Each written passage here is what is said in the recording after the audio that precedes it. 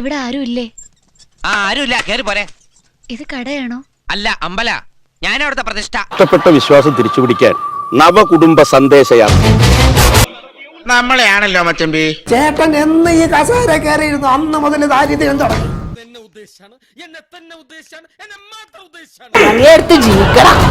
ശമ്പള കുടിശ്ശിക പൈസ തരുന്നെനിക്ക് അതൊരു വിരോധമില്ല. പക്ഷെ ഇക്കൊല്ലത്ത് പരിധി കഴിഞ്ഞിട്ടുണ്ട്. ഞാൻ ഈ നാട് വിട്ട് എങ്ങോട്ടെങ്കിലും പോവാ. മതിയായി. എന്തിനാ ഇങ്ങനെ നാണില്ലാതെ ജീവിക്കണേ? മിനി ബസ് നമുക്ക് സ്വന്തമായിട്ട് മേടിക്കാം. ഇമേജ് വർദ്ധിപ്പിക്കാനുള്ളൊരു പദ്ധതിയാണ്. ഇതിന്റെ പ്രധാന ആകർഷണം ഇവരുടെ രഥം തന്നെയാണ്. വണ്ടിയോടെ ട്രാൻസ്ഫോമർ ഉണ്ട്, അത് പ്രശ്നമാണ്. ACBനെ വിളിച്ചു പറഞ്ഞു ഉടനെ ട്രാൻസ്ഫോമർ മാറ്റണം. മുഖ്യമന്ത്രിയും മന്ത്രിമാരും സഞ്ചരിക്കുന്ന നവകേരള ബസിന് വേദിക്കരികിൽ എത്താനാണ് തിരൂർ ബോയ്സ് ഹയർ സെക്കൻഡറി സ്കൂളിന്റെ മതിൽ പൊളിച്ചത്.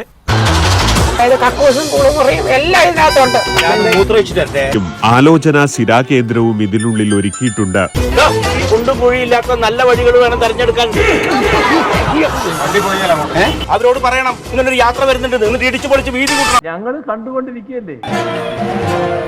ജീവൻ രക്ഷാ രീതിയാണ് ഡിവൈഎഫ്ഐക്കാർ സ്വീകരിച്ചത്.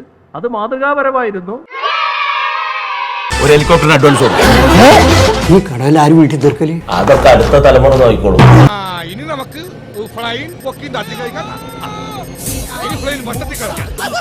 ജോസിന്റെ എല്ലാ പ്രവർത്തനവും നമ്മുടെ നാടിന്റെ വികസനത്തിനാണല്ലോ എന്ന് ഓർക്കുമ്പോ ഒരാശ്വാസം.